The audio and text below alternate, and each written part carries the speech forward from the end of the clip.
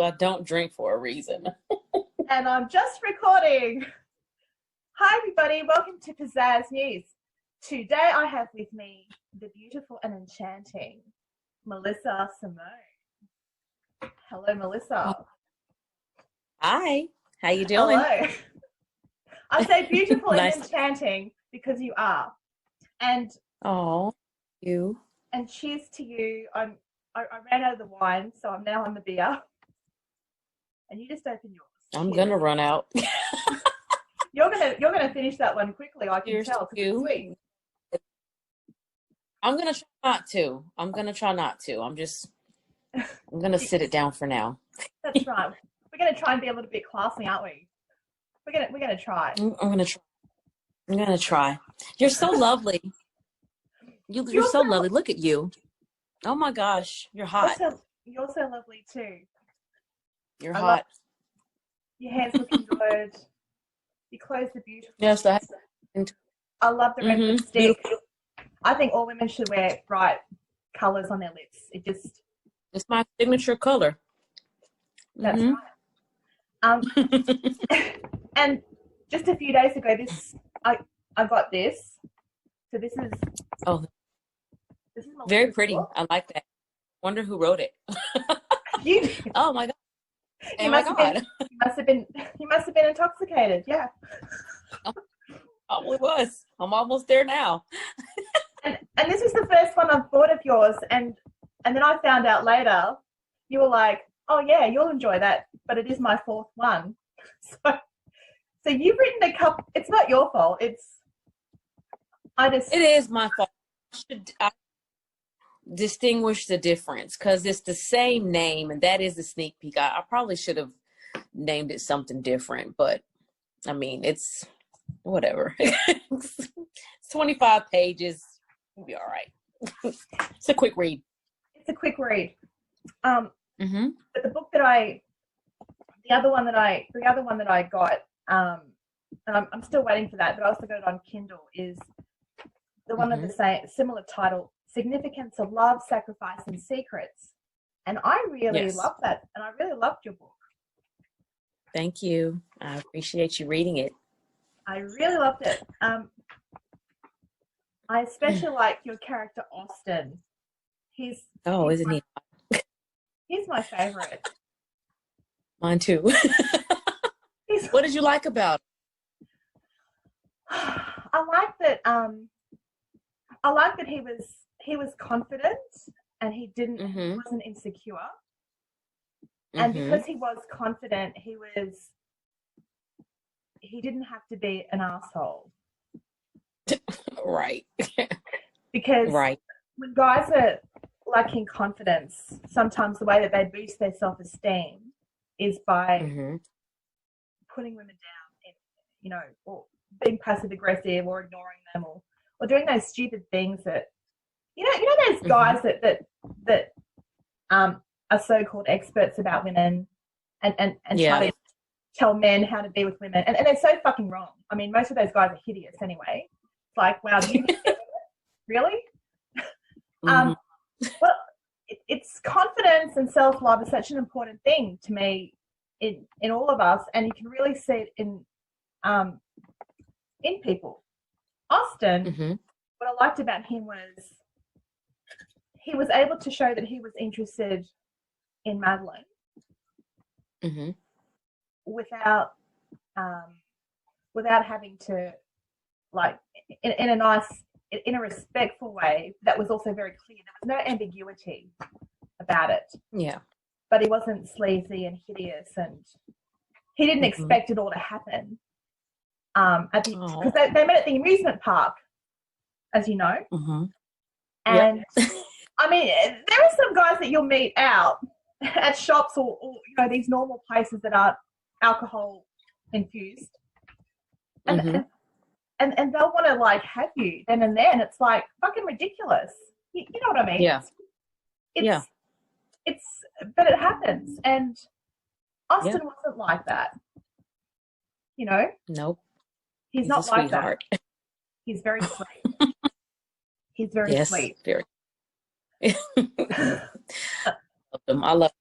him. He was awesome. He still is awesome. Let me not say was, so I'm not done with him yet. You're not going to throw him out yet. I'm not done with him yet. There's plenty more in store for Mr. Austin. You're not going to tell him to sleep on the couch. You get to sleep on the couch, Austin. You stay away from that bedroom until you think about what you just did. Well, she pissed him. No, he pissed her off.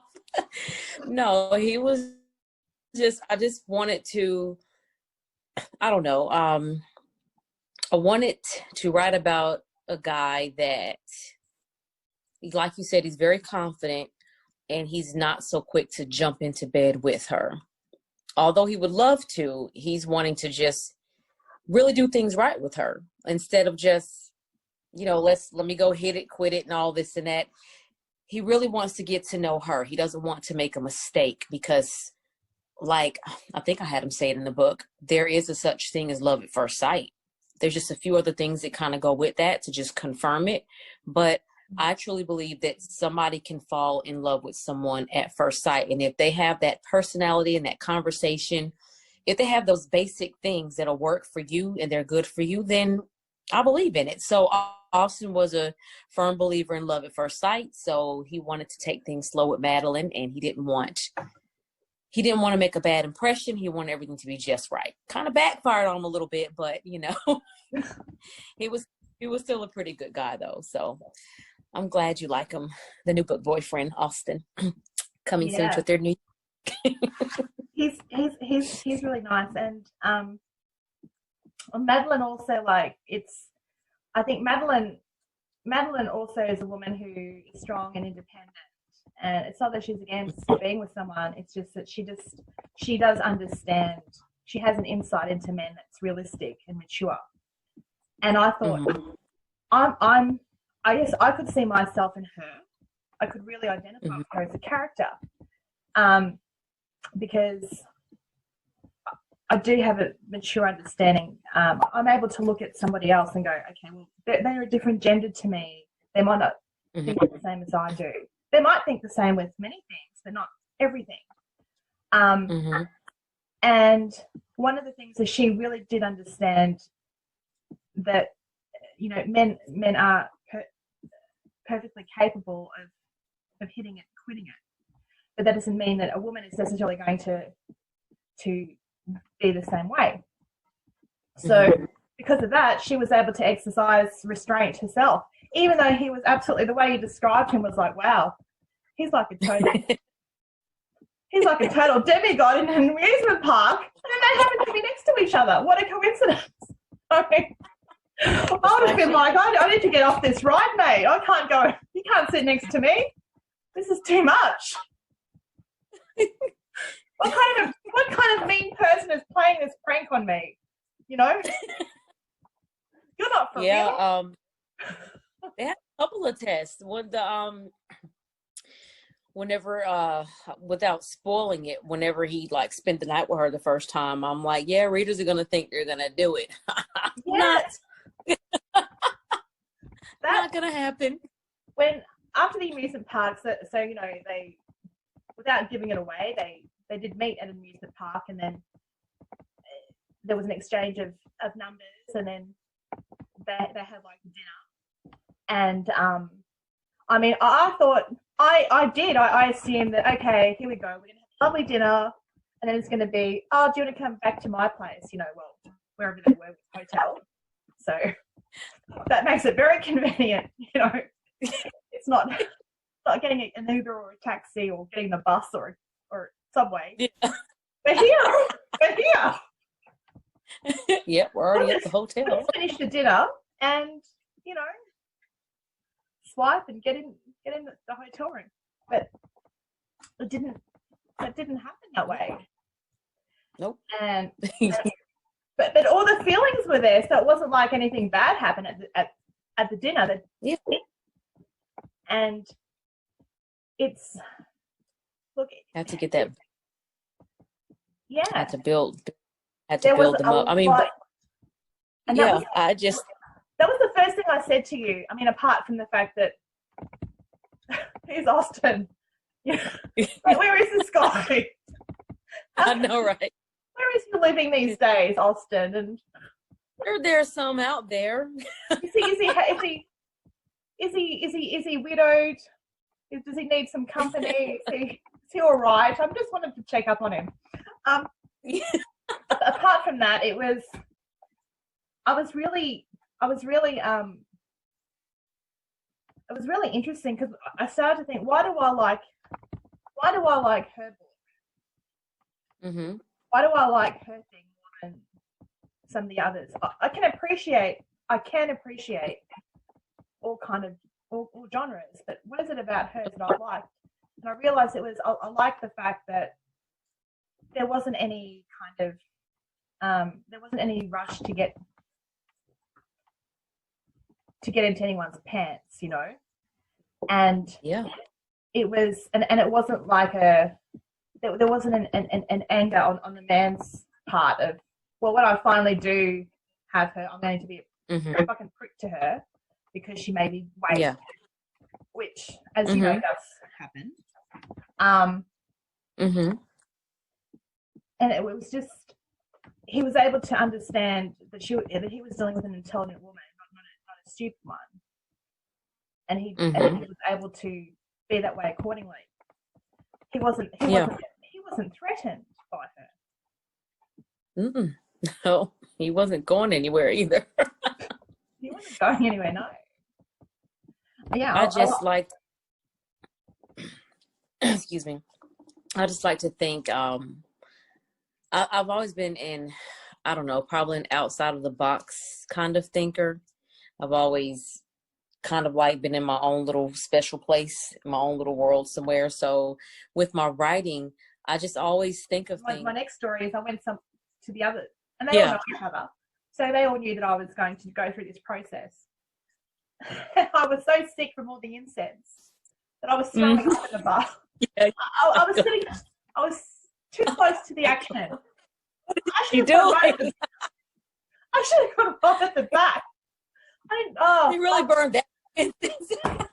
I was just throwing up, man. And then I'd come out and it's all over. It's like, oh yeah, you came up. Oh yeah, there were you. What happened? I was sick. You're like, oh well, Satan really doesn't want you to get. Satan's really stopping you from this. And I'm thinking, horrible Satan. You tried. You just kept on swimming. I was like, I think if they ever made women part of the leadership, I'd be a great church leader. I would have been like, well, you definitely need communion if I think Satan's in you. Here, have it. Problem solved. And let's ban the incense, please. Let's ban the incense. Let's just have a little bit of incense just to get the idea of it. But let's not. But that's part of their goodness. That's their purification process. It's such a purification process that it's just, and they've got air conditioning. Like they've got. It still wasn't. It still wasn't enough. You had good intentions in your heart. I had the best of intentions. I really do try. I mean, all that mattered. I feel that I've grown up. I feel that I feel that these are the lessons that I find in these things. It's like to kind of keep arguing one's point of view. So dealing with something that has their own rules and has their own way of doing things that is so entrenched and established. It's a bit it's a bit of a defeatist thing to do. It's like, well, what's the point? You know, it is what it is, and And the thing is that if you start arguing with, you know, you can have these these theological, philosophical arguments. They're just going to listen and empathize, and that's fine. But it's not going to get you. It's not going to get you what you want. Yeah. Yeah. I'm really glad that you liked my book too. No, I did, and I thought that what you did for your mother was very beautiful to do. You know, you fixed her up, fixed her hair, fixed her face, and that was, I mean, that was it hard for you to do that, or was it easy? I mean, how were you emotionally? How did you handle doing that? That's got to be, whew, I don't know if I would have I don't know if I could do that. I don't. How were you able to get your mom, you know, how are you able to do this? Your mom has passed away and you want to be the one to do her makeup and her hair and fix her up. How did you do that? That's the question I've been wanting to ask you. How? Just how? Please do share. Wow. What got you?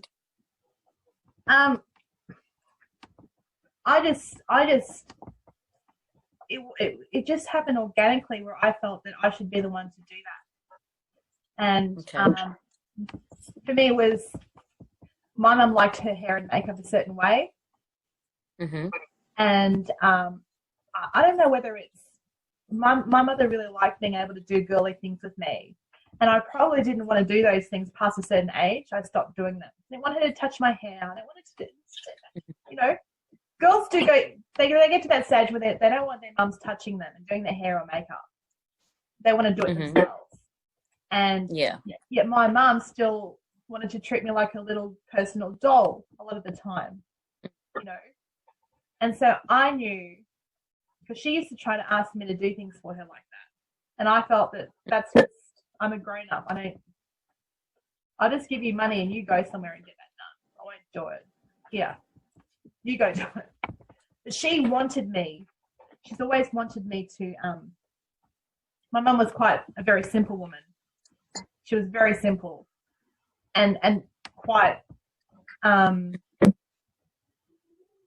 She did love to glam up, and she probably taught me a lot to glam up, and I got it from her. So for me, it was a way to honor her, to let her know that I love her and that I care about her. Okay.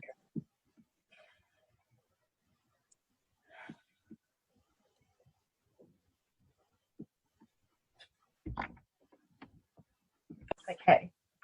Yeah, it was just it wasn't a hard decision for me to make. It's okay. And I also I didn't want a stranger to be doing those things for her and without knowing what she likes. And I didn't want a stranger to be dressing her and touching her. Yeah. To me, it's like,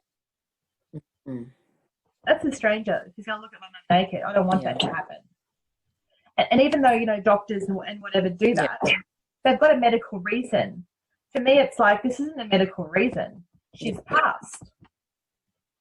And I don't know, maybe it just felt really natural for me. And so when I was with her the whole time, it felt really great. It actually felt like we were communicating, if you can believe that, like a spiritual communication where she was enjoying it. She loved it. Mm-hmm. I felt like she was really, whether it's my imagination or I'm cuckoo or whatever, I just felt that she really wanted me to do those things. And, you know, to shampoo, condition her hair and leave a treatment. And it was just the whole kind of, it was like a pamper package that I was giving her, like a send-off. And maybe it's because I have an Egyptian background, and for the Egyptians, it's kind of normal to prepare the dead for burial. Perhaps it's part of my DNA. It felt the most natural thing for me to do was to prepare her properly. And and she looked so beautiful. She looked beautiful. I bet she did. She looked amazing, and I had curled her hair too, and had her positioned, you know, nicely. And I mean, I had his assistants to lift her with the leather thing and put her in. But the rest of the thing, I didn't need him. He'd check up on me to see if I was okay. And it's like, yeah, I'm okay. I'm doing this or that. And I actually taught him a few things. He wanted to know what makeup I was using on her because she looked so good. And then he showed me his makeup kit and what he was using, and it was quite a fun experience. This is what it really was. That's awesome. And her hand was warm. I felt her hand, it was warm. Because they put their body somewhere like a cooling facility thing. So her body was really warm. And her hand was warm, and she was smiling. And even my my aunt who was there, when I because he said, you want to call some people to come and have a look at her. I said, yeah, all right. Because she saw how she was at the hospital. When she saw her like this, she was like, wow, she's not suffering or in pain. She was smiling. She was happy. And so I wanted to put that in to let people know what my experience was. And if they found themselves in that situation, they could do that too, if the place allowed them. Yeah, you did awesome. That was very, very beautiful read. I love that part. Yeah. A lot of people I've spoken to, they've said that they like that part about my mum. Yeah, it's interesting. This book that I've written, Pizazz News, I started it while my mother was alive, but it was very different. Oh. Her death, just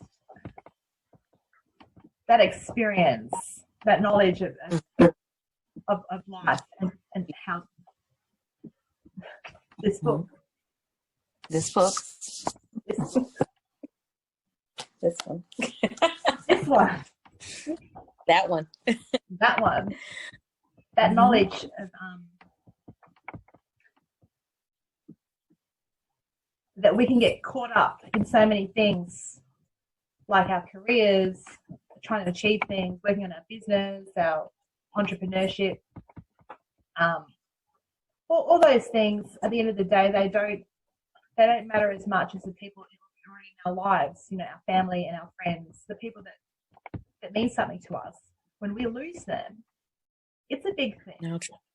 It's huge. And that was my first experience of that. The big one. It is. Have you've had that loss? Oh, really? Too? Oh yeah, my within my family, it was so bad at one point where one year I lost an aunt. One aunt got sick, but she got better. Then I lost a cousin. Then a few months later, I lost his brother passed away. And then later on that year, I lost another cousin. And then 4 or 5 years later, his sister, my cousin, I've written about her several times. I've written poems about her. She passed away last year. I mean, I had a very big family. My grandmother had 15 kids. So all of so she had like 11 girls and 4 boys. So everybody kind of grew up together. Yeah. So a lot of cousins, a lot of family. So it was kind of, it was hard. And my family literally was coming in like 2s and 3s, like nonstop. We finally got a break, and then I lost an uncle. It was just, but what hit the hardest is one of my male cousins that passed away. Then his brother passed away. So I have an aunt that's she's got one boy left, but she lost both of her boys. And then I have another aunt that lost her son and then lost her daughter. Wow. And it's still very, very fresh because she passed away last March. So it's still just, but the what hit the hardest is one of my male cousins that passed away. Then his brother passed away. So I have an aunt that's lost. She got one boy left, but she lost both of her boys. And then I have another aunt that lost her son and then lost her daughter. Wow. And yeah, it's still very, very fresh because she passed away last March. So it's still very fresh. I guess because my family is so large, it just, I don't know. It's just weird because when something happens, it's like, oh my gosh, you're looking around like, yeah. So I've experienced it, unfortunately, too many times over the last 7 or 8 years. When I had one aunt that was sick, while she was sick, the aunt that was my mom's oldest sister, she kept saying, let me go instead of her. And while that aunt was sick and getting better, this one passed away, got sick and passed away. The other aunt made a full recovery and she's doing well. But the most recent was my cousin today. My husband couldn't even get me to like leave the room. You know, he'd be like, hey, let's go to your favorite Mexican restaurant. And I'm like, no, just leave me alone.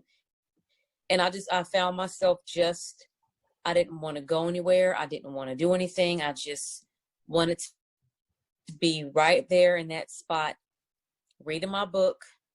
And then I realized that, hey, wait a minute. You are in a hole and you need to get yourself out of this. You can't have this, I don't want to do it anymore attitude. I mean, I was still like coming out, you know, taking care of my kids.